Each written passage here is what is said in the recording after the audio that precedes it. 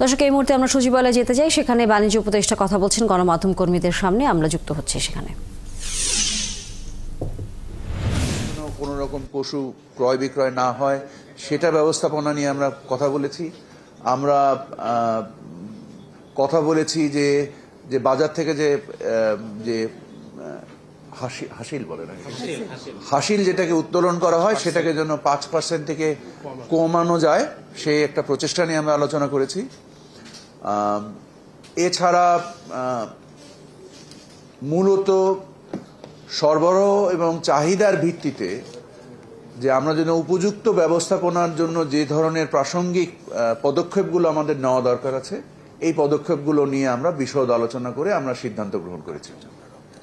এবং আমাদের প্রয়োজনে আমাদের যদি বাজার ব্যবস্থাপনার উদ্দেশ্যে মূল্য নিশ্চিতকরণের উদ্দেশ্যে যদি মনে হয় যে কাঁচা চামড়া সরাসরি রপ্তানি করে দেওয়ারও যদি প্রয়োজন হয় আমরা করে দিব।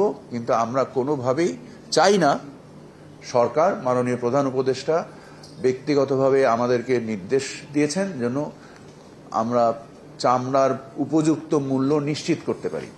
যদিও তা বাজার ব্যবস্থার উপরেই নির্ভর করে, বাট আমাদের সকলের সামগ্রিক প্রচেষ্টা যে উপযুক্ত মূল্য নির্দিষ্টকরণ। আমি এখন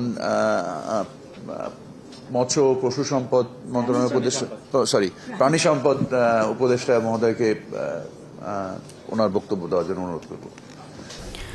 দর্শক, আসছে পবিত্র ঈদুল আজহার নানা বিষয় নিয়ে বাণিজ্য উপদেষ্টা কথা বলছিলেন গণমাধ্যম কর্মীদের সামনে।